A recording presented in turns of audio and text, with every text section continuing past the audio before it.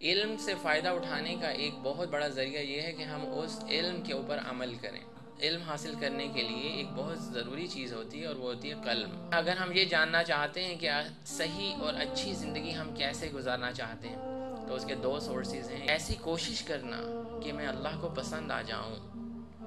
اس کے لیے جو کوشش کی جاتی ہے اسے ہم مجاہدہ کہتے ہیں۔ کہ یہ جو دوست جنہیں ہم ابھی اپنے دوست سمجھ رہے ہیں، یہ عین ممکن ہے کہ یہ ہمارے دشمن ہوں قیامت والے دن۔ اللہ تعالیٰ نے ہر انسان کو ہدایت دی ہے، صحیح راستہ بتا دیا ہے، اب چوائس اس کی ہے کہ وہ شکر ادا کرے یا وہ کفر کرے۔ دونوں آپشن اس کے پاس ہیں۔ اگر تم چاہتے ہو کہ تمہاری عمر میں برکت ہو، تمہارے مال میں برکت ہو، تو صلہ رحمی کیا کرو۔ تمہارے اوپر جو پریشانیاں اور تکلیفیں آتی ہیں نا، وہ تمہارے اپنے نفس کی وجہ سے ہیں۔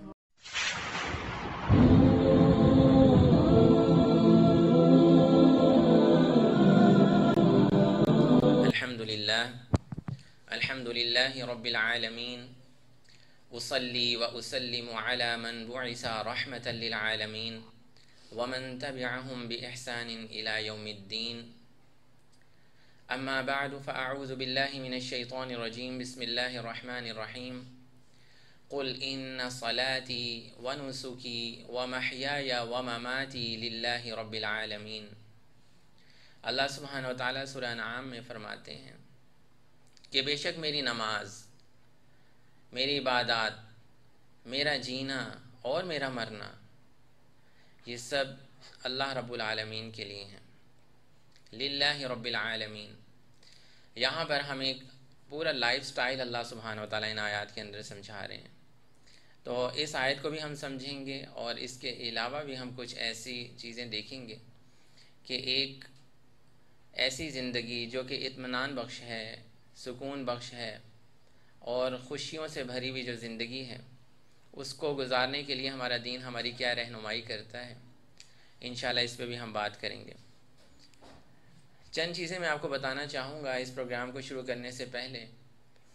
وہ یہ ہیں کہ ہم اللہ سبحانہ وتعالیٰ سے دعا کرتے ہیں کہ اللہ تعالیٰ ہمارے علم میں اضافہ فرمائیں اور ہمیں نفع بخش علم عطا فرمائیں، کیونکہ جس طرح آج کل ٹیکنالوجی کا دور ہے اور ہر جگہ پر ہمیں بہت زیادہ چیزیں سیکھنے کو ملتی ہیں۔ اگر آپ یوٹیوب ہی کھول لیں، اگر آپ گھر میں کوئی ریسیپی ہی سرچ کر رہی ہیں تو آپ دیکھیں گے کہ اگر آپ کوئی ریسیپی لکھتے ہیں تو اس کو سمجھانے والے بہت سارے لوگ آ جاتے ہیں، اور پھر جو چیز آپ سیکھنا چاہ رہی ہوتی ہیں، جیسے اگر آپ نے کیک بنانے کی ریسیپی سرچ کی ہے تو اس کے ساتھ ساتھ آپ کو اور بہت ساری چیزیں سیکھنے کو ملنا شروع ہو جاتی ہیں، اور آہستہ آہستہ بہت ساری دیر گزر جاتی ہے، 1 گھنٹے 2 گھنٹے کے بعد آپ کو یاد آتا ہے کہ ایکچولی تو میں کیک کی ریسیپی ڈھونڈنے لگی تھی، لیکن ادھر تو بہت ساری ایسی چیزیں آ گئی، میں ان میں اتنا زیادہ بیزی ہو گئی، اسٹک ہو گئی کہ میں اپنے مقصد سے ہی سائڈ پہ ہٹ گئی تھی۔ تو آج کل اس دور کے اندر ایک بہت بڑا مسئلہ یہ ہے کہ ہم اپنے آپ کو اس ٹریک پہ رکھیں، یعنی کہ نالج کی تو بمبارڈمنٹ ہر طرف سے ہو رہی ہے، اگر آپ سوشل میڈیا دیکھ لیں، ٹیلی ویژن دیکھ لیں، لیکن کون سی ایسی نالج ہے جو ہم نے حاصل کرنی ہے، اس کے اوپر فوکسڈ رہنا بہت زیادہ ضروری ہے۔ بہت دفعہ ایسا ہوتا ہے کہ ہم کوئی اچھی چیز سرچ کرنے کے لیے موبائل فون اٹھاتے ہیں، لیکن بہت سارا وقت بھی ہمارا ضائع ہو جاتا ہے اور وہ چیز بھی ہم سیکھ نہیں پاتے، اور بہت ساری اور چیزیں سیکھ لیتے ہیں جو بے مقصد ہوتی ہیں، جن کا ہماری زندگی سے کوئی تعلق نہیں ہوتا۔ تو اللہ سبحانہ و تعالیٰ سے ہمیں دعا کرنی چاہیے کہ اللہ تعالیٰ ہمیں ہمارے علم کو نفع بخش بنائے، یعنی کہ پہلی تو چیز یہ کہ علم ہمیں صحیح سورسز سے ملے، اور پھر اس علم کا ہمیں بھی فائدہ ہو اور دوسروں کو بھی فائدہ ہو۔ علم سے فائدہ اٹھانے کا ایک بہت بڑا ذریعہ یہ ہے کہ ہم اس علم کے اوپر عمل کریں، یعنی کہ اگر آپ نے کوئی چیز آج سیکھی ہے اور اگلے 24 گھنٹوں میں آپ نے اس کو اپنی زندگی کا حصہ نہیں بنایا، تو یہ بہت زیادہ اس چیز کے چانسز ہیں کہ وہ چیز آپ کے ذہن سے نکل جائے گی اور آپ بھول جائیں گے، آپ کو یہ یاد بھی نہیں ہوگا کہ اس محفل میں یا اس نشست میں آپ نے کیا چیز سیکھی تھی۔ تو علم کے ساتھ جب تک عمل نہیں ہوگا، یعنی کہ علم عمل میں نہیں ڈھلے گا، تو وہ علم جو ہے وہ پریکٹیکل نہیں ہو پاتا، اور پھر پریکٹیکل علم جو ہے وہ آگے فائدہ پہنچانے کا سبب بنتا ہے۔ یعنی کہ اگر ہم نے بہت ساری چیزیں یاد کی ہوئی ہیں لیکن ہم اس پہ عمل نہیں کرتے تو وہ آگے پہنچانا بھی ہمارے لیے بہت زیادہ مشکل ہو جاتا ہے۔ مثال کے طور پر اگر آپ خود نماز نہیں پڑھتے، لیکن اگر آپ اپنے بچوں کو یہ کہتے ہیں کہ بیٹا آپ نماز کیوں نہیں پڑھتے، آپ نماز پڑھا کریں، تو آپ کی بات کے اندر بھی وہ دم نہیں ہوگا۔ اگر ہم کسی برائی سے خود نہیں بچتے تو ہم اپنے بچوں کو اگر کہتے رہیں تو وہ اس ہماری بات کا اثر بھی نہیں لیں گے اور اس بات کا اثر ہوگا بھی نہیں ان کے اوپر. تو پہلی چیز تو یہ یاد رکھیں کہ جو بھی چیز آپ یہاں سے سیکھیں اس علم کو جو ہے اپلائی کرنے کی کوشش کریں اپنی ریئل لائف کے اندر. کوشش تو یہی ہوگی کہ جو ایگزامپلس دی جائیں وہ قرآن و سنت سے ہوں اور ہمارے ریئل لائف کی ہی ہوں. دوسری چیز یہ کہ علم کے ساتھ علم حاصل کرنے کے لیے ایک بہت ضروری چیز ہوتی ہے اور وہ ہوتی ہے قلم. اللہ سبحانہ و تعالیٰ نے اس قلم کی قسم بھی اٹھائی ہے قرآن مجید میں، اور یہ اتنی ضروری چیز ہے کہ اگر ہم اپنے علم کو زیادہ دیر تک محفوظ رکھنا چاہتے ہیں، یعنی کہ اگر آپ 1 مہینے بعد یہ دیکھنا چاہتی ہیں کہ میں نے فلاں پروگرام میں یہ بات سنی تھی تو وہ بات کیا تھی، تو وہ آپ آسانی کے ساتھ اس میں ڈھونڈ سکتے ہیں. مثال کے میں آپ کو یہی مثال دیتا ہوں، اگر آپ ریسیپی کوئی دیکھ رہی ہیں، آپ نے کوئی چیز بنانے کی ریسیپی دیکھی ہے اور وہ آپ نے لکھی نہیں ہے، آپ نے صرف یاد کر لی ہے. پہلی تو چیز یہ کہ اگر آپ نے اس کو عملی طور پر کر لیا تو وہ آپ کے ذہن کا شعور کا حصہ بن جائے گی. لیکن اگر آپ نے عملی طور پر اس کو نہیں کیا اور بعد میں دوبارہ آپ اس کو ریکال کرنا چاہتی ہیں تو اس کے لیے آپ وہ نوٹس دیکھیں گی، وہ پیپر دیکھیں گی جہاں پہ وہ لکھی ہوئی تھی. تو یہ اس چیز کی عادت ضرور بنائیں کہ جب بھی آپ کسی بھی مجلس میں، کسی بھی محفل میں جائیں، کسی میٹنگ میں جائیں، جہاں پہ بھی اسکول میں بچوں کی میٹنگ ہوتی ہے، تو اپنے ہاتھ میں قلم اور پینسل رکھیں، ساتھ اس کے ایک نوٹ بک ضرور رکھیں اور کچھ پوائنٹس جو آپ کو بہتر لگیں آپ ان کو نوٹ کر لیا کریں. تو یہ تو کچھ چیزیں اس حوالے سے تھیں کہ اگر ہم جو بھی علم حاصل کرتے ہیں اسے فائدہ اٹھانا چاہتے ہیں تو اس کے لیے کیا ہے. اب ہمیں یہ پتہ ہونا چاہیے کہ اللہ سبحانہ و تعالیٰ نے یہ جو ہمیں زندگی دی ہے، یہ جو ہماری زندگی جس کو ہم کہتے ہیں یہ ہماری زندگی ہے، یہ اللہ سبحانہ و تعالیٰ کی امانت ہے. اور جس خالق نے اس سارے کمپلیکس سٹرکچر کو بنایا ہے وہ خالق ہی بہتر جانتا ہے کہ ہم اس سے صحیح فائدہ کیسے اٹھا سکتے ہیں. یعنی کہ اگر آپ کوئی مشینری خرید کے لاتے ہیں، گھر میں کوئی گیجٹ لے کے آتے ہیں، تو اس کے ساتھ آپ کو ایک بکلیٹ ملتی ہے اور اس بکلیٹ سے آپ کو یہ پتہ چلتا ہے کہ how to get most out of this device, یعنی کہ اس ڈیوائس سے صحیح طریقے سے زیادہ اچھا کام کیسے لیا جا سکتا ہے. وہی مینوفیکچرر بتاتا ہے آپ کو کہ یہ جو آپ گرائنڈر لے کے آئی ہیں، یہ جو آپ مائکرو ویو اوون لے کے آئی ہیں، اس کو آپ نے صحیح طریقے سے استعمال کیا کرنا ہے، کس بٹن کا کیا فائدہ. اسی طرح اللہ سبحانہ و تعالیٰ جو ہمارے خالق ہیں، انہوں نے ہماری رہنمائی کے لیے، ہماری ہدایت کے لیے قرآن جیسی کتاب کو نازل کیا ہے جو ہماری سب سے بہتر رہنمائی کر پاتی ہے. ایک تو یہ ہے کہ ہم ادھر ادھر سے سنی سنائی باتوں کو دیکھتے ہیں، لیکن جو اس خالق کی بات ہے، یعنی کہ اس نے جیسا ہمیں یہ زندگی گزارنے کا طریقہ بتایا ہے، اگر ہم اس پہ عمل کریں گے تو ہم یقیناً اس دنیا میں بھی کامیاب ہوں گے اور آخرت میں بھی کامیابی جو ہے ہمیں ملے گی. تو سب سے پہلے ہمیں یہ پتہ ہونا چاہیے کہ ہدایت کے جو صحیح سورسز ہیں وہ کیا ہیں. تو ہدایت کا ایک سب سے، یعنی کہ اگر ہم کوئی بھی گائیڈنس لینا چاہتے ہیں، کوئی بھی چیز سیکھنا چاہتے ہیں، کوئی بھی رہنمائی حاصل کرنا چاہتے ہیں، تو اس کا جو سب سے بیسٹ سورس ہے وہ اللہ سبحانہ و تعالیٰ کی کتاب ہے قرآن مجید. یعنی کہ قرآن مجید سے ہم ہدایت کو ڈھونڈیں. کسی بھی مشکل میں پڑ جائیں، کسی بھی مسئلے میں پڑ جائیں، تو قرآن ہی وہ بہترین کتاب ہے جو ہماری رہنمائی کرے گی. دوسری چیز، اللہ سبحانہ و تعالیٰ نے ہماری آسانی کے لیے ہم ہی میں سے انسانوں جیسے ہی پیغمبر بھیجے، اور ایسا نہیں تھا کہ نبی صلی اللہ علیہ وسلم کو جیسے لوگ کہتے ہیں وہ تو نبی تھے، وہ تو کر لیتے تھے، ہم نہیں کر سکتے، بلکہ نبی صلی اللہ علیہ وسلم پر بہت ساری مشکلات پیدائش سے پہلے ہی، اور پھر پیدائش اور پھر ان کی زندگی کو اگر ہم دیکھیں کس طرح سے انہوں نے یتیمی کی زندگی گزاری اور کس طرح سے وہ اپنے چچا کے ساتھ رہے اور پھر ان کے دادا عبد المطلب نے ان کی پرورش کی. تو وہ ایک ماڈل اللہ سبحانہ و تعالیٰ نے ہمیں دیا کہ تم نے اس کو دیکھنا ہے اور اپنی زندگی اس کے مطابق گزارنی، ورنہ ہمارے لیے شاید بہت مشکل ہو جاتا اگر ہم صرف کتاب سے ہی پڑھ کے رہنمائی لیتے. تو کتاب کے ساتھ اللہ سبحانہ و تعالیٰ نے ایک پریکٹیکل نمونہ اور پھر ان کے ساتھ ان کی سنت، یعنی کہ ان کے طریقہ کار کو بھی ہمیں دیا. یعنی کہ اگر ہم یہ جاننا چاہتے ہیں کہ صحیح اور اچھی زندگی ہم کیسے گزارنا چاہتے ہیں، تو اس کے 2 سورسز ہیں، ایک اللہ سبحانہ و تعالیٰ کی کتاب اور ایک نبی صلی اللہ علیہ وسلم کی سنت یا احادیث. ان چیزوں کا ہم مطالعہ کر کے صحیح ٹریک پر رہ سکتے ہیں. اب آئیے ہم اس طرف جاتے ہیں کہ اگر ہم خوشحال زندگی گزارنا چاہتے ہیں، جیسے کہ اللہ سبحانہ و تعالیٰ نے اس آیت میں فرمایا جو میں نے آپ کے سامنے تلاوت کی، ان صلاتی ونسکی ومحیای ومماتی للہ رب العالمین، کہ میری عبادات میری نمازیں، میری عبادات، میرا جینا اور میرا مرنا اس رب العالمین کے لیے ہی ہیں، یعنی کہ جیسے وہ چاہے گا ویسے ہی میری زندگی گزرنی چاہیے، میں اپنی زندگی کو ویسے ہی گزاروں گا۔ تو یہ وہ پوائنٹس ہیں جو ہمیں کامیابی کی طرف لے کے جاتے ہیں اور ایک خوشحال زندگی کی طرف لے کے جاتے ہیں۔ اگر ہم ان کا ذرا قریب ہو کے کچھ جائزہ لیں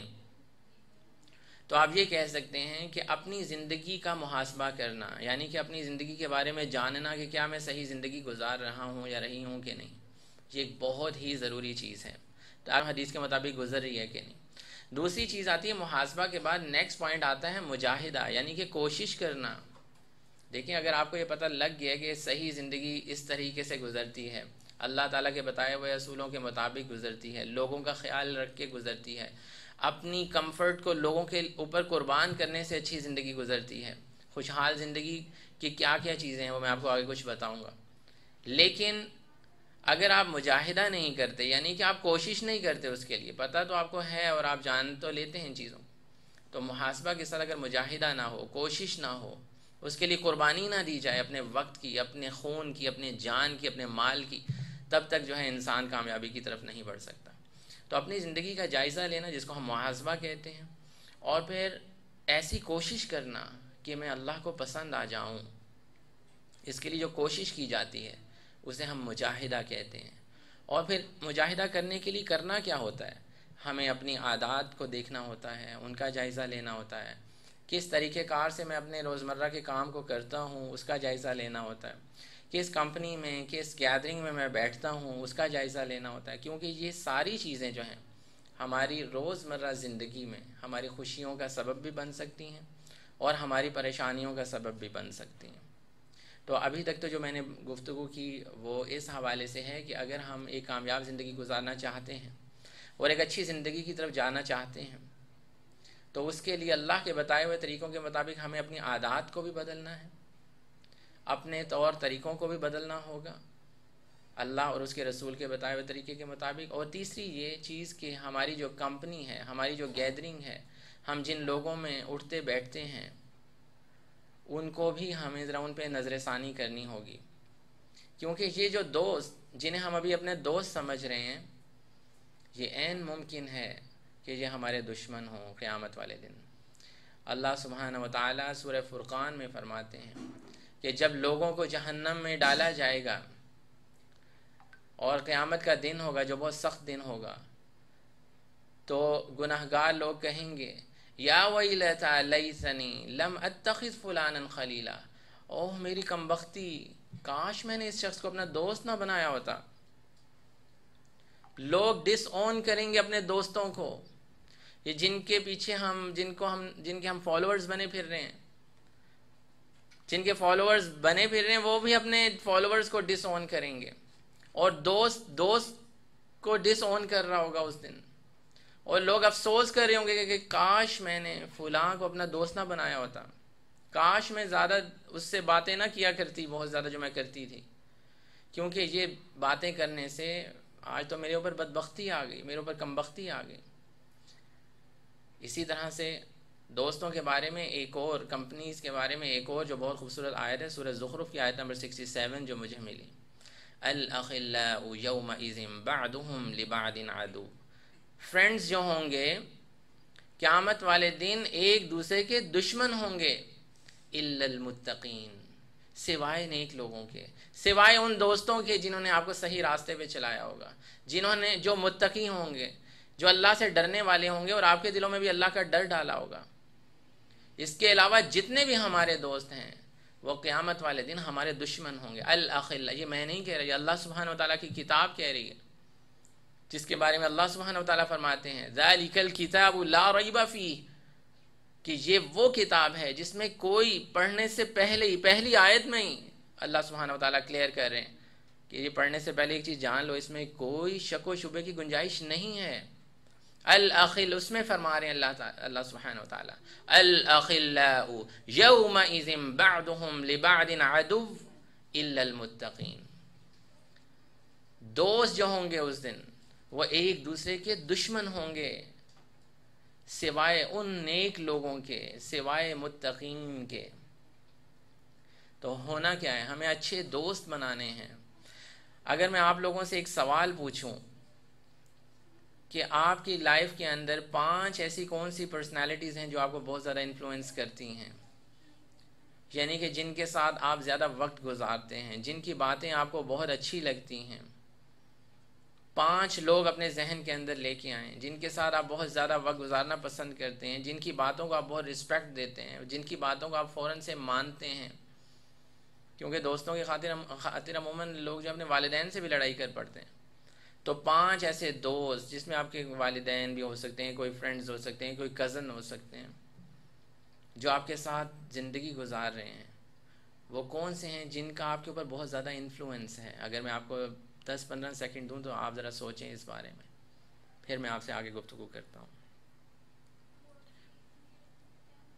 کہ وہ 5 کون سے لوگ ہیں جو آپ کی زندگی پہ بہت زیادہ اثر کر رہے ہیں اور آپ ان کا بہت زیادہ اثر قبول بھی کرتے ہیں۔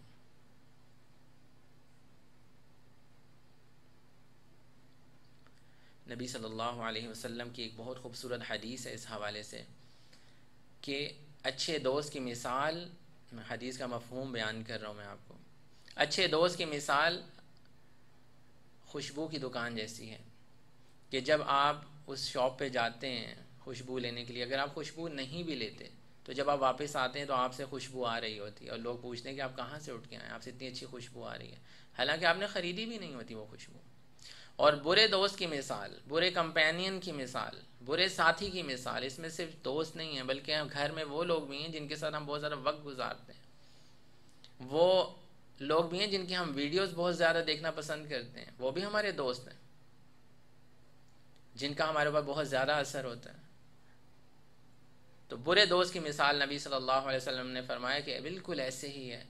جیسے کسی لوہار کی دکان، سمجھ لیں ویلڈنگ والی جو شاپس ہوتی ہیں، آپ اس پہ بیٹھے ہیں تو تھوڑی دیر کے بعد آپ کے جسم سے اس لوہے کی بدبو آنا شروع ہو جاتی ہے، اور نبی صلی اللہ علیہ وسلم نے فرمایا اگر بدبو نہیں آتی تو کوئی ایسی چنگاری تمہارے کپڑوں پہ گر جاتی ہے جس سے تمہارے کپڑے جو ہیں وہ داغدار ہو جاتے ہیں۔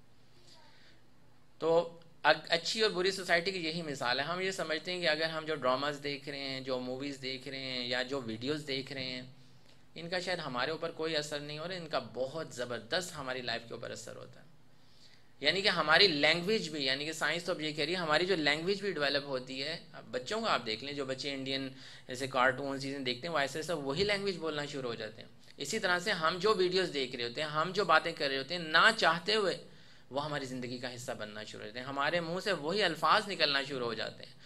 کسی بھی ایسی سچویشن کے اندر جو کسی ڈرامہ میں یا کسی مووی میں ہم نے دیکھی ہوئی ہوتی ہے، جب وہ سچویشن ہمارے سامنے آتی ہے یا ہمارے کسی دوست نے بتائی ہوتی ہے یا ہم نے اپنے کسی دوست کو کرتے ہوئے دیکھی ہوتی ہے، وہی سچویشن جب ہمارے سامنے آتی ہے تو ہم بھی بالکل ویسے ہی ایکٹ کرتے ہیں جیسے ہمارے دوست نے کیا ہوتا ہے یا اس سچویشن کو ہم نے اس طرح سے دیکھا ہوا ہوتا ہے۔ تو اس لیے یہ چیز بہت زیادہ ضروری ہے دوست بنانے میں۔ ایک سینگ بھی ہے کہ دوست بنانے میں بہت محتاط رہو۔ A friend is known by his company he keeps، کہ آپ کن کے ساتھ بیٹھتے ہیں۔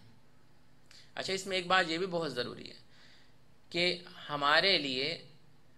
دوست کا پیمانہ ہونا کیا چاہیے، دوست نے دوست کے لیے کرنا کیا ہے۔ اللہ سبحانہ وتعالیٰ سورہ توبہ میں اس کی مثال دیتے ہیں، المؤمنون والمؤمنات بعضهم اولیاء بعض، مومنین مرد ہوں یا عورتیں ہوں، وہ سارے ایک دوسرے کے لیے ولی ہیں، دوستوں کی حیثیت رکھتے ہیں۔ یأمرون بالمعروف، وہ ایک دوسرے کو اچھائی کا حکم دیتے ہیں، وینہون عن المنکر، ایک دوسرے کو برائی سے روکتے ہیں۔ یہ اچھے دوست کی کوالٹیز بتائی جا رہی ہیں قرآن کے اندر، اچھے ساتھی کی، جن کے ساتھ ہم یونیورسٹیز میں، سکولز میں یا گھروں میں جن کے ساتھ رہنا پسند کرتے ہیں، ان کے بارے میں بتایا جا رہا ہے کہ اگر آپ کا دوسرا دوست نہیں ہے تو آپ کم از کم ایسے ہونے چاہیے کہ آپ سے یأمرون بالمعروف وینہون عن المنکر، کہ ہم اچھائی کا حکم دیں، برائیوں سے ان کو روکیں دوسروں کو۔ وَيُقِيمُونَ الصَّلَاةَ وَيُؤْتُونَ الزَّكَاةَ وَيُطِيعُونَ اللَّهَ وَرَسُولَهُ، سورہ توبہ کی ایک آیت ہے کہ وہ نماز خود بھی ادا کرتے ہیں، دوسروں کو بھی اس کا حکم دیتے ہیں۔ یہ ہماری زندگی میں آج بہت زیادہ پریشانیوں کا جو ایک بہت بڑا سبب ہے وہ یہ ہے کہ ہم جن لوگوں میں اٹھتے اور بیٹھتے ہیں وہ چناؤ ہم نے صحیح نہیں کیا، جن کے ساتھ ہم زیادہ سے زیادہ وقت گزارتے ہیں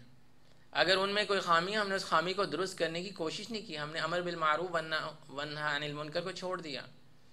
وتواصوا بالحق وتواصوا بالصبر کو چھوڑ دیا، دوسرے کو صبر کی تلقین نہیں کرتے. یعنی کہ یہ بھی لازمی نہیں ہے کہ آپ کو ہمیشہ ایک آئیڈیل ہی دوست اور آئیڈیل ہی گروپ ملے. وقت اور حالات بدلتے رہتے ہیں. ہو سکتا ہے کہ کوئی بہنیں ہوں شادی کے بعد کسی ایسے گھر میں چلی جائیں وہاں پہ ان کو اس طرح سے ماحول نہ ملے، لیکن ادھر ان کا کیا کام ہوگا یہ اللہ تعالیٰ بتا رہے ہیں. ادھر ان کا کام یہ ہوگا کہ وتواصوا بالحق وتواصوا بالصبر، وہ حق کی تلقین کریں گے، وہ صبر کی تلقین کریں گے، وہ برائیوں سے روکنے والے ہوں گے، اچھائی کا حکم دینے والے ہوں گے، تو پھر ان کے ارد گرد کے لوگ بھی ان کا اثر قبول کریں گے. دعوت جو ہم دیتے ہیں نا، جب کسی کو اچھی بات بتاتے ہیں، اس کی یہ بہت ایک کی جملہ ہے اس چیز کا آپ یاد رکھیں. اگر آپ کسی بھی گیدرنگ میں بیٹھے ہوئے، 4 لوگوں کی گیدرنگ میں بیٹھے ہوئے، اگر آپ ان کو دعوت نہیں دے رہے، اچھی بات نہیں بتا رہے، تو اس یقیناً ایسے ہی ہوگا کہ ان کی باتوں کے انفلوئنس کے اندر آپ آ جائیں گے. یعنی کہ if you will not give دعویٰ to others, دعویٰ will be given to you. اگر آپ اچھی بات لوگوں کو نہیں بتا رہے، جیسے 4 دوستوں میں یا گھر میں بیٹھے ہوئے لوگوں کو، تو بالکل یہی ہوگا کہ کچھ دیر کے بعد جو ان کی باتیں ہوں گی وہ آپ پہ انفلوئنس کر دیں گی. میں اپنی بات بتاتا ہوں کہ جیسے اگر ہم کچھ دوستوں میں بیٹھیں اور اگر میں کسی بات کا انیشیٹو نہ لوں اور کچھ ایسے دوست انیشیٹو لے لیں جن کا کام یہ پراپرٹی کا کام ہے یا گاڑیوں کی لین دین کا کام ہے، تو کچھ دیر کے بعد ان کی باتیں مجھ پہ نہ انفلوئنس کرنا شروع ہو جائیں گی کہ مجھے ایسے لگے گا میں نے تو اپنا پلاٹ ہی ابھی تک نہیں خریدا، میرے سارے دوستوں نے خرید لیے، میں نے تو ابھی تک اپنی گاڑی نہیں خریدی، میرا تو گھر اپنا نہیں ہے. اس طرح کی ناشکری والی باتیں میرے اندر آنا شروع ہو جائیں گی. لیکن اگر میں خود انیشیٹو لے کے کچھ ایسی بات شروع کر دوں جو کہ ایک بھلائی کی دعوت ہو، تو پھر وہ میری بات کے انفلوئنس کے اندر آ جائیں گے. بالکل ایسے ہی ہے. اگر آپ 4 بہنوں کے درمیان بیٹھی ہوئی ہیں اور آپ خود انیشیٹو لے کے کوئی اچھی بات نہیں کرتی، تو کچھ دیر کے بعد ان کی باتوں کا اثر آپ کے اوپر ہونا شروع ہو جائے گا اور آہستہ آہستہ آپ اس کے انفلوئنس میں آ جائیں گے. تو یہ چیز بہت زیادہ ضروری ہے کہ ہماری کمپنی کیا ہے، ہم کن لوگوں میں بیٹھتے ہیں. اگر آپ ایسے لوگوں میں بیٹھتے ہیں جہاں پہ اچھی باتیں کی جاتی ہیں، جہاں پر اللہ سے ایک دوسرے کو ڈرایا جاتا ہے، مشکل حالات میں یہ بتایا جاتا ہے کہ یہ دعا پڑھو، یہ چیز پڑھو، صبر کرو، تو آپ کے بھی منہ سے یہی الفاظ نکلیں گے کچھ دنوں کے بعد جب آپ کسی مشکل میں ہوں گے، پریشانی میں ہوں گے. لیکن اگر آپ کسی ایسی محفل میں روزانہ بیٹھتے ہیں کہ جہاں پہ صرف ناشکری کی باتیں بولی جاتی ہیں اور ایک دوسرے کو بس یہ بتایا جاتا ہے کہ ہم بہت تکلیف اور مصیبت میں مبتلا ہیں اور یہ زندگی ہے ہی ایسی ہے، تو ہے ہی پریشانیاں اور یہ اور وہ، ہم بھی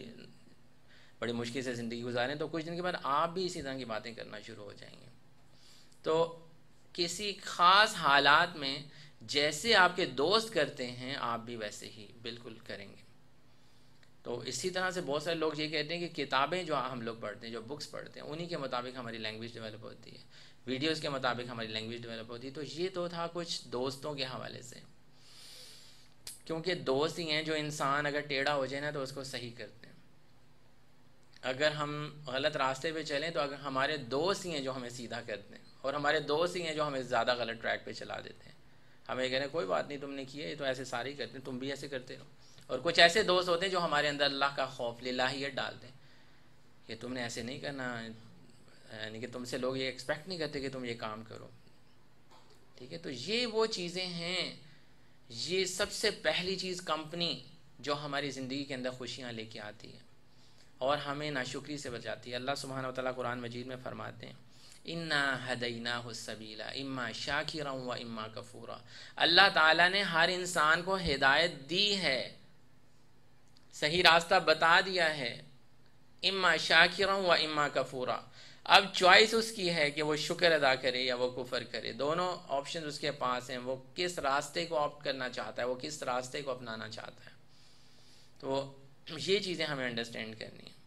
کہ ہم شکر کے راستے پہ ہیں، کیونکہ اگر ہم شکر کے راستے پہ چلیں گے تو اللہ سبحانہ وتعالیٰ ہماری نعمتوں کو بڑھاتے ہیں. لَإِن شَكَرْتُمْ لَأَزِيدَنَّكُمْ. اگر تم شکر ادا کرو گے تو پھر میں تمہاری نعمتوں کو بڑھا دوں گا. یہ ایک اللہ سبحانہ وتعالیٰ یونیورسل ٹروتس بتا رہے ہیں. قرآن میں بہت سارے ٹروتس ہیں اس طرح کے. مثال کے طور پہ اللہ تعالیٰ کہتے ہیں، نبی صلی اللہ علیہ وسلم کی حدیث بھی ہے اس حوالے سے، کہ اگر تم چاہتے ہو کہ تمہاری عمر میں برکت ہو، تمہارے مال میں برکت ہو، تو صلہ رحمی کیا کرو. یہ ایک یونیورسل ٹروتھ بتا دیا. بلکہ ایک حدیث کا مفہوم یہ ہے کہ اگر تم صلہ رحمی کرو گے، یعنی کوئی بھی شخص صلہ رحمی کرتا ہے لیکن وہ بہت دیندار نہیں ہے، حدیث کا مفہوم بیان کر رہا ہوں، تو اللہ سبحانہ و تعالیٰ اس کے رزق کے جو اضافے اور جو وعدے کیے ہیں وہ پورے کرے گا، یعنی کہ اس کو رزق ملے گا، رزق میں اس کے برکت پڑے گی. تو یہ کچھ یونیورسل باتیں ہیں، یعنی کہ جو اس پہ عمل کرے گا وہ کامیابی کی طرف چلا جائے گا. خوشحال زندگی گزارنے کے لیے ایک اگلا جو پوائنٹ ہے، یعنی کہ پہلے تو میں نے آپ کو کہا، دوسری بات یہ ہے کہ ہم اپنے ہر کام کی خود ذمہ داری قبول کریں. اپنے حالات کے ذمہ دار ہم لوگ خود ہیں. جو شخص یہ کہتا رہے گا فلاں کی وجہ سے یہ مسئلہ ہے، فلاں کی وجہ سے یہ مسئلہ ہے، مجھے ساس اچھی نہیں ملی، مجھے بہو اچھی نہیں ملی، مجھے ماں اچھی نہیں ملی، مجھے بہن اچھی نہیں ملی، میرے میاں کے حالات اچھے نہیں تھے، ہمارے پاس پیسے کم تھے، ہمارے پاس گھر اپنا نہیں تھا، ہم کرائے پہ رہتے تھے. ہر انسان کے ساتھ کوئی نہ کوئی مسئلے ہیں. کوئی بھی شخص اس دنیا میں جو آئے وہ امتحانات کے بغیر نہیں گزرے گا. بات یہ ہے کامیاب لوگوں کی اور خوشحال لوگوں کی ایک یہ نشانی ہوتی ہے کہ وہ ہر معاملے کی ذمہ داری خود قبول کرتے ہیں. میں اپنے بچوں کی تربیت نہیں کر پایا، میری غلطی. میں اپنے بچوں کو ایک صحیح راستے پہ نہیں چلایا، میری غلطی.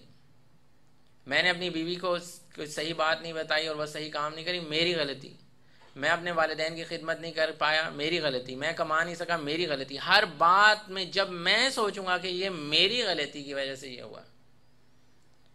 میں آپ لوگوں کو صحیح پڑھا نہیں پایا، میں آپ لوگوں کو صحیح بات ڈلیور نہیں کر پایا، میری غلطی. جب تک یہ میری غلطی والا جملہ آپ کی زندگی میں رہے گا، آپ لوگ کامیابی کی طرف جائیں گے، آپ لوگ خوشحالی کی طرف جائیں گے. آپ لوگ یہ سوچیں گے کہ میں اپنے آپ کو بہتر کیسے بناؤں. یہ کامیاب لوگوں کی، اگر آپ ایک بہت باہر کا رائٹر ہے، ان کی بھی بک ہے 7 Habits of Highly Effective People کے نام سے ایک بک ہے، اس میں بھی یہ بات انہوں نے کی کہ جو شخص یہ کہنا شروع کر دیتا ہے میری غلطی، وہ کامیابی کی طرف جانا شروع ہو جاتا ہے، اس کی پریشانیاں حل ہونا شروع ہو جاتی ہیں. لیکن جو شخص دوسروں کے بارے میں ہر وقت کہتا رہتا ہے اس کی وجہ سے یہ نہیں ہوا، آج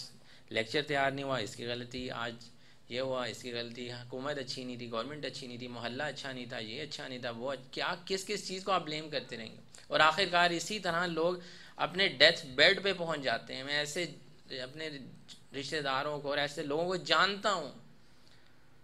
جو بڑھاپے تک اس بیماری کو اپنے ساتھ لے جاتے ہیں کہ مرتے وقت بھی یہی کہہ رہی ہوتی ہیں میرا خامند اچھا نہیں تو میرے بچے اچھے نہیں ملے مجھے ساری زندگی. ٹھیک ہے، تو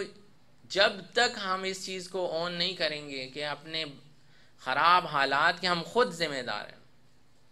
تب تک ہم صحیح خوشحال زندگی نہیں گزار سکتے. ٹھیک ہے، آپ یہ دیکھیں قرآن مجید میں اللہ سبحانہ و تعالیٰ فرماتے ہیں سورت نمبر 4 کے اندر ما اصاب من سیئۃ فمن نفسک، تمہارے اوپر جو پریشانیاں اور تکلیفیں آتی ہیں نا وہ تمہارے اپنے نفس کی وجہ سے ہیں. دیکھیں کچھ چیزیں تو ایسی ہیں جو اللہ تعالیٰ نے ہمیں بائی چانس دی ہیں کہ میں کس گھر میں پیدا ہوا، میرے بہن بھائی کون ہوں گے، میرے والدین کون ہوں گے، یہ چیزیں ہم نے خود چوائس نہیں کی. یہ بائی چانس ہم ہر کسی کو ایک گھر ملا ہے، ہر کسی کو ایک ماحول ملا ہے، وہ اس میں بڑا ہوا ہے. لیکن اس ماحول کے بعد جو چیزیں اس نے بائی چوائس اپنائی ہیں ان کے اندر اللہ سبحانہ و تعالیٰ یہ فرماتے ہیں کہ اگر تمہارے اوپر کوئی تکلیف یا مصیبت آتی تم خود اس کے ذمہ دار ہو. ما اصاب من سیئۃ فمن نفسک، تمہارے اوپر جو بھی تکلیف، ایک اور آیت میں آتا ہے فبما کسبت ایدیہم، جو کچھ تم نے اپنے ہاتھوں کا کمایا وہ تمہارے سامنے آ رہا ہے. اس کے لیے ہمیں توبہ اور استغفار سے بھی کام لینا چاہیے اگر ہم نے کر دی اور اب ہم اس سے معافی مانگنا چاہتے ہیں. لیکن ہم یہ انڈرسٹینڈ کریں کہ یہ جو تکلیفیں، مصیبتیں، یہ جو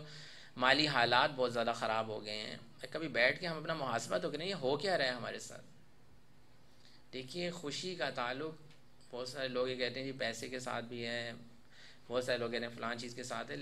بہت سارے لوگ یہ کہتے ہیں کمفرٹس آف لائف کے ساتھ ہے. آپ دیکھ لیں باہر کی دنیا کے اندر لوگوں کے گھروں کے اندر کمفرٹس جو ہیں وہ بھری ہوئی ہیں، یعنی کہ ان کی لائف بہت کمفرٹیبل ہے as compare to our life in Pakistan. پھر بھی کیوں وہ پریشان ہیں، پھر بھی لوگ وہاں کیوں خودکشیاں کر رہے ہیں، پھر بھی میاں بیوی کے حالات وہاں پہ کیوں خراب ہیں، پھر بھی وہاں کا ڈائیورس ریٹ کیوں زیادہ ہے. ان کے پاس پیسہ بھی ہے، ان کے پاس کمفرٹس بھی، ان کے پاس سب کچھ ہے. کیونکہ خوشی کا تعلق پیسے کے ساتھ نہیں ہے. اگر ایک بہت غریب میاں بیوی بھی ہیں اور وہ خوش ہیں، ایک دوسرے کے ساتھ اچھا وقت گزار رہے ہیں، تو وہ اپنے لیے کوئی نہ کوئی آگے راستہ نکال لیں گے. میاں ریڑھی لگا لے گا اور بیوی اس کی مدد کر دے گی، وہ اپنے حالات کو بہتر کر لیں گے. لیکن بہت زیادہ پیسہ بھی ہے، لیکن آپس میں تعلقات اچھے نہیں ہیں،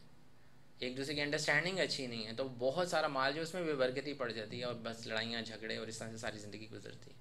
تو خوشی کا تعلق ڈائریکٹلی پیسے کے ساتھ نہیں ہوتا۔ جب انسان اپنی سیٹسفیکشن، یعنی کہ آپ یہ کہہ سکتے ہیں کہ اطمینان قلب کے اوپر جاتا ہے، تو اللہ تعالیٰ اس کو اور راستے دکھانا شروع کر دیتا ہے۔ جیسے میں نے لاسٹ ٹائم ایک آیت آپ لوگوں کو سنائی تھی، وَمَن يَتَّقِ اللَّهَ يَجْعَل لَّهُ مَخْرَجًا، جو اللہ سبحانہ و تعالیٰ سے ڈر جاتا ہے اور اپنے راستے کو درست کر لیتا ہے، اللہ تعالیٰ مشکلات سے نکلنے کے لیے اس کے لیے راستہ بنا دیتے ہیں۔ یجعل لہ مخرجا، راستے بنانے والا کون ہے؟ مال دینے والا کون ہے؟ سکون دینے والا کون ہے؟ اللہ سبحانہ و تعالیٰ کی ذات ہے۔ ہماری زندگی کا جو مقصد ہے ادھر آنے کا، وہ اللہ تعالیٰ کو راضی کرنا ہے، اللہ کے بتائے ہوئے طریقوں کے مطابق زندگی گزارنا، یہ ہمارا کام ہے۔ جیسے اللہ سبحانہ و تعالیٰ کہتے ہیں تم استغفار کرو میں تمہیں دنیا کی ہر نعمت دے دوں گا۔ سورہ نوح میں اللہ سبحانہ و تعالیٰ فرماتے ہیں تمہاری جاب یہ ہے، میری جاب یہ ہے، فَقُلْتُ اسْتَغْفِرُوا رَبَّكُمْ إِنَّهُ كَانَ غَفَّارًا، تم توبہ اور استغفار کرو میں تمہیں بخش دوں گا۔ يُرْسِلِ السَّمَاءَ عَلَيْكُمْ مِدْرَارًا، میں آسمانوں سے، اب اللہ تعالیٰ نے کہا تمہارا کام یہ کہ تم توبہ اور استغفار کرو، اپنا راستہ درست کرو، اور میں کیا کرتا رہوں گا؟ يُرْسِلِ السَّمَاءَ عَلَيْكُمْ مِدْرَارًا، میں تمہارے اوپر موسلا دھار بارشیں، عنایات نازل کروں گا۔ وَيُمْدِدْكُمْ بِأَمْوَالٍ وَبَنِينَ، میں تمہاری مدد کروں گا بیٹوں سے بھی، تم بیٹے مانگتے ہو، اولاد مانگتے ہو، وہ بھی تمہیں دوں گا۔ وَبَنِينَ، بیٹے بھی دوں گا، مال بھی دوں گا۔ وَيَجْعَلْ لَكُمْ جَنَّاتٍ وَيَجْعَلْ لَكُمْ أَنْهَارًا، ہم تمہارے لیے جنات اور نہریں، ہر چیز بہا دیں گے، تمہارا یہ کام کہ تم مجھ سے استغفار کرو، تم اپنے راستے کو درست کرو، تم اپنے رب کو پہچانو۔ یہ اللہ تعالیٰ یہاں پہ یہ بتا رہے ہیں کہ یہ ساری چیزیں تمہاری، انسان کہتے ہیں میں نے محنت کی تو یہ چیز مل گئی، میں نے یہ اسٹریٹجی اپنائی تو یہ ہو گیا، میں نے یہ کیا تو یہ ہو گیا۔ اللہ تعالیٰ کہہ رہے ہیں یہ ساری چیزیں ہم نے ڈھیر کرنی ہے تمہارے سامنے، تمہاری جاب یہ کہ تم مجھے زندگی میں تکلیفوں سے، آزمائشوں سے نمٹنے کا ایک بہت ہی اور میں نے آپ کو ٹپ بتائی۔ اگلی چیز یہ ہے کہ جب تکلیفیں ہمارے زندگی میں آئیں تو اس میں تکلیفوں کے اندر دیکھیں، تکلیفیں تو ہر انسان پہ، جیسے میں نے آپ کو بتایا آزمائشیں اللہ سبحانہ و تعالیٰ اس لیے بھیجتے ہیں کہ ہم دیکھیں کہ کون کھرا ہے اور کون کھوٹا ہے۔ حضرت ابراہیم علیہ السلام پہ اللہ سبحانہ و تعالیٰ نے بہت آزمائشیں دیں۔ اللہ تعالیٰ سورہ بقرہ میں فرماتے ہیں وَإِذِ ابْتَلَىٰ إِبْرَاهِيمَ رَبُّهُ بِكَلِمَاتٍ، اور جب ہم نے اپنے بندے ابراہیم کو بہت ساری چیزوں میں آزمایا، فَأَتَمَّهُنَّ، وہ ساری آزمائشوں میں پورے اترے۔ کیسی کیسی آزمائشیں ان کے اوپر آئیں؟ پہلے باپ ان کا مشرک تھا، اس کے خلاف انہوں نے،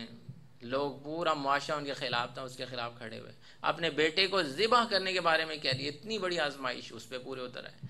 اپنی بیوی اور بچے کو مکہ کی آبادی جہاں پہ اس وقت پانی بھی نہیں تھا وہاں چھوڑ کے آنے کو کہا، اس پہ پورے اترے۔ اللہ تعالیٰ نے کہا ہم تم سے راضی ہو گئے ہیں،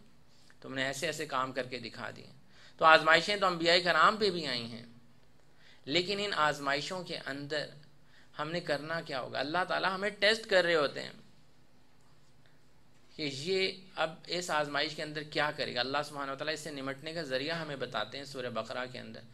یا ایھا الذین آمنوا استعینوا بالصبر والصلاۃ، اے ایمان والو جب تم پہ کوئی مشکل آ جائے، تم مدد مانگنا چاہو تو دو چیزوں کے ذریعے سے تم مدد مانگو گے۔ ہمارے یہاں تو بہت سارے طریقے ہیں مدد مانگنے کے، یہ کر دو، وہ کر دو، ادھر چاول پھینک دو، ادھر یہ پھینک دو، وہ کر دو، پتہ نہیں کیا کیا۔ بالصبر والصلاۃ، صبر کرتے رہنا تم نے اور نماز سے مدد مانگنی ہے۔ یہ اللہ تعالیٰ ہمیں طریقہ کار بتا رہے ہیں۔ جب تکلیفیں آئیں، آزمائشیں انسانوں کے اوپر آتی ہیں، بہت ساری چیزیں جو ہیں وہ وسوسے ہیں شیطان کے وسوسے ہمیں آنا شروع ہو جاتے ہیں، خوف آنا شروع ہو جاتا ہے، پتہ نہیں کیا ہوگا، میرے بچوں کا کیا ہوگا، میری بیٹی کا رشتہ ہوگا کہ نہیں، یہ کوئی بچے کہتے ہیں ہماری والدہ نہیں رہیں گی تو کیا ہو جائے گا، ہمارے والد فوت ہو جائیں گے تو کیا ہو جائے گا۔ اس طرح کے خوف میں انسان کو مبتلا کرتا رہتا ہے فیوچر کی۔ یہ شیطان کا کام ہے، اسے جب کوئی راستہ نہیں ملتا کسی نہ کسی طریقے سے وہ انسان کو تنگ کرنا شروع کر دیتا ہے۔ تو یہ سارے وسوسے اور یہ چیزیں تب ختم ہوتی ہیں جب ہم اللہ سبحانہ و تعالیٰ سے اپنا تعلق جو ہے وہ اسٹرانگ کرتے ہیں۔ اور ایک جنگ ہے ہماری شیطان کے خلاف، ایک جنگ ہے جو ہم نے لڑنی ہے، یہ جو زندگی ہمیں دی گئی ہے، اس میں ہم نے لڑنا ہے ایک دشمن کے خلاف، اس لیے ہمیں دی گئی ہے۔ تو جنگ کیسے کی جاتی ہے؟ ایسے ہی منہ اٹھا کے چلے جاتے ہیں اور لڑنا شروع کر دیتے ہیں؟ نہیں، اس کی تیاری کی جاتی ہے، اس کے بارے میں سوچا جاتا ہے میرا دشمن کون ہے، وہ مجھے کیسے کیسے ٹریپ کر رہا ہے، مجھ سے کیسے کیسے غلط کام کروا رہا ہے، اور آخرکار ہو سکتا ہے مجھے ناکامی کی طرف لے جائے، اس دنیا میں میں ناکام ہو جاؤں، آخرت میں بھی ہو جاؤں۔ تیاری کی جاتی ہے جنگ کی، ہر لحاظ سے فزیکل تیاری بھی کی جاتی ہے، چیزیں بھی خریدی جاتی ہیں اور سوچا بھی جاتا ہے، اسٹریٹجی سوچی جاتی ہے، اپنے دشمن کی جو ٹیکٹکس ہیں اس کو دیکھا جاتا ہے کہ وہ کیسے مجھ پہ وار کر رہے ہیں۔ تو اپنے اندر سے خوف نکالنے کے لیے ایک جملہ بہت زبردست ہے۔ دیکھیں جو چیزیں ہم بولتے ہیں نا، ہم ویسے ہی بن جاتے ہیں۔ اگر ہم اپنے بچوں کے سامنے یہ جملہ بولتے ہیں تم تو نکمے ہو، تم کچھ نہیں کر سکتے،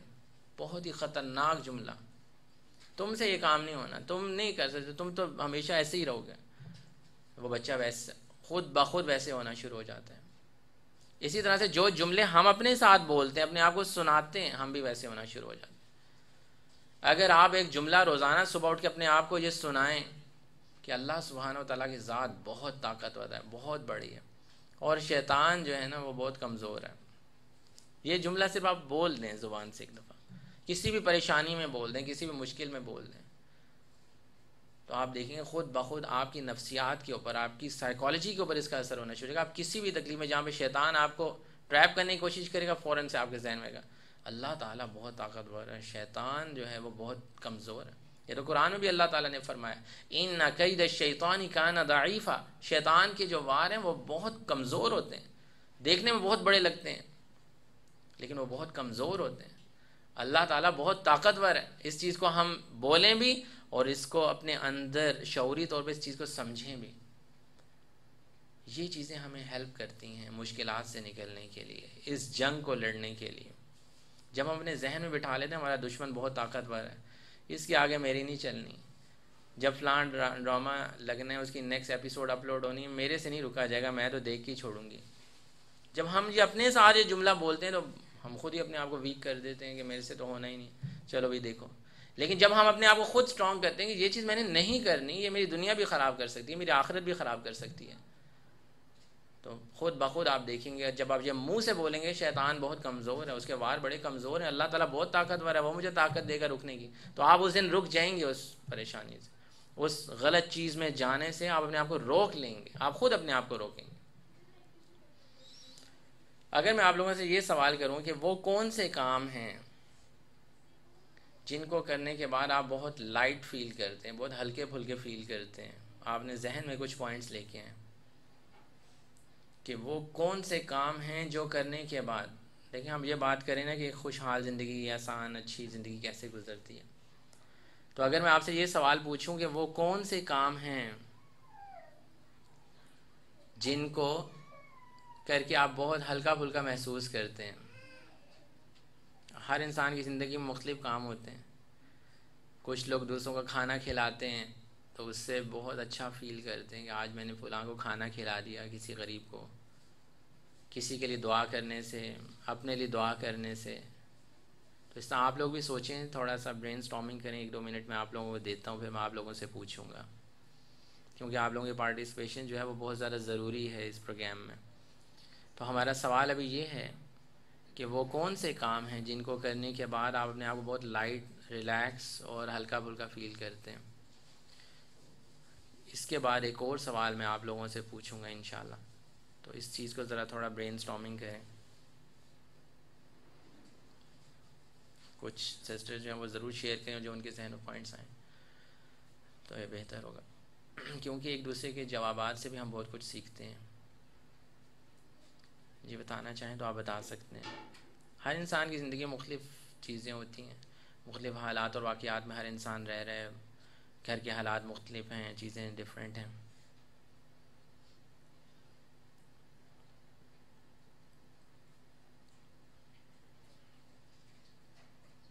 جی کچھ شیئر کریں گے آپ لوگ پوائنٹ کو؟ اس میں کوئی ایسا مسئلہ نہیں، آپ اوپن ڈسکس کر سکتے ہیں۔ اس کلاس کا فائدہ یہ ہے ایک دوسرے کے ایکسپیرینس سے آپ لوگ کچھ فائدہ اٹھا لیں کہ کبھی یہ کام فلاں کرتے ہیں تو بہت اچھا فیل ہوتا ہے، کیونکہ یہ کام جو چیزیں ہمیں ریلیکس کرتی ہیں، ہمیں ہماری زندگی کو ہلکا کر دیتی ہیں، آسان کر دیتی ہیں، ان کو ہمیں زیادہ کرنے کی کوشش کرنی چاہیے۔ کسی کی مالی مدد کر کے کہ کوئی مشکل میں جی ہے۔ بالکل ایسا ہی ہوتا ہے کہ بہت سارے لوگ جو ہے کسی کی مالی مدد کر دیتے ہیں، کوئی اس دن پریشان تھا اور آپ نے اس کو 500 روپیہ 1000 روپے دے دیا یا کوئی ایسی چیز، آپ کو پتہ ہے کہ اب وہ جا کے اس سے روٹی کھائے گا اور اس کی کوئی مشکل حل ہو جائے گی، تو ہمیں کتنا اچھا فیل ہوتا ہے اور بہت ریلیکس فیل ہوتا ہے کہ آج میں نے بہت اچھا کوئی کام کیا۔ زبردست، بہت اچھا پوائنٹ تھا ماشاء اللہ۔ اس کے علاوہ جی اپنی پرابلم سے اللہ تعالیٰ کو دکھانے سے۔ بہت، دیکھیں یہ بہت زبردست بات کی بہن نے کہ اپنی پرابلم جب ہم اللہ کے سامنے رکھتے ہیں، اللہ سے دعا کرتے ہیں، یا ایک تو ہے نا ہم لوگوں کے سامنے رکھتے ہیں اور لوگ پتہ نہیں اس کا مذاق اڑائیں، یا بعد میں کبھی بھی آپ کو اس پہ کوئی طعنہ مل سکتا ہے، کوئی طنز کر سکتے ہیں، لیکن اللہ سبحانہ و تعالیٰ سے کوئی بات چھپی نہیں ہے۔ جب ہم اللہ تعالیٰ کے سامنے اپنی کوئی پریشانی مشکل رکھتے ہیں اور اللہ تعالیٰ کے سامنے آنسو بہا دیتے ہیں یا شیئر کرتے ہیں اللہ تعالیٰ سے، تو وہ ایک تو ہمیں اس مشکل سے بھی نکال دیتے ہیں، اس مشکل سے نکلنے کا راستہ بھی اللہ تعالیٰ بتاتے ہیں، اور دوسرا یہ کہ ہم بہت ہی زیادہ ریلیکس فیل کرتے ہیں کہ آج میں نے ایک ایسی ذات سے یہ باتیں شیئر کی ہیں جو سن رہا تھا مجھے، اور جو اس مشکل سے نکالنے کی طاقت بھی رکھتا ہے کہ میں اس مشکل سے کیسے نکلوں گی۔ تو بہت اچھا پوائنٹ ہے جی۔ کوئی ایسی محفل جیسے قرآن کی محفل ہے، جیسے آج ابھی یہ محفل جی ہے، درس قرآن کی کوئی محفل ہوتی ہے، اس میں جا کے جی جب بندہ گھر جاتا ہے تو پھر وہ خود سوچتا ہے کہ میرا آج 1 گھنٹہ 2 گھنٹے جو ہے وہ صرف اللہ کے لیے سبحان میں اللہ جی گزرے ہیں، پھر وہ بہت ریلیکس فیل ہوتا ہے کہ یہ میں نے بہت کام کے ٹائم جو ہے نا میرے یہ 2 گھنٹے جو میں گزارے ہیں یہ جی میرے بہت اچھے گزر گئے۔ بالکل ایسے ہی قرآن پڑھ کے، قرآن کی محفل میں بیٹھ کے ہم گھنٹوں ضائع کر دیتے ہیں لوگوں سے باتیں کرتے ہوئے، بے مقصد باتیں کرتے ہوئے جن کا کوئی مقصد بھی نہیں ہوتا۔ کئی دفعہ ڈراماز میں، چیزوں میں، میچ لگ جاتا ہے تو بچے یا بھائی جو ہیں گھنٹوں گھنٹے میچ دیکھتے رہتے ہیں جس کا آگے کوئی حاصل وصول بھی نہیں ہے، لیکن اس کے بعد جب انسان اللہ تعالیٰ کے قریب ہوتا ہے تو یقیناً اس سے ہمیں سکون حاصل ہوتا ہے۔ اور جیسے کہ اللہ تعالیٰ قرآن مجید میں بھی فرماتے ہیں الا بذکر اللہ تطمئن القلوب، تم جہاں مرضی جا کے سکون تلاش کر لو، تم گانے سن لو، میوزک سن لو، تم بہت زیادہ پیسے خرچ کر کے کہیں مارکیٹ میں آ جاؤ، بہت مہنگا سوٹ خرید لو، جو کچھ مرضی خرید لو، تمہیں جو اطمینان ملے گا اور سکون ملے گا وہ اللہ کے ذکر سے ملے گا۔ الا بذکر اللہ تطمئن القلوب، یہ اللہ تعالیٰ بتا رہے ہیں، یہ بھی ایک یونیورسل ٹروتھ ہے۔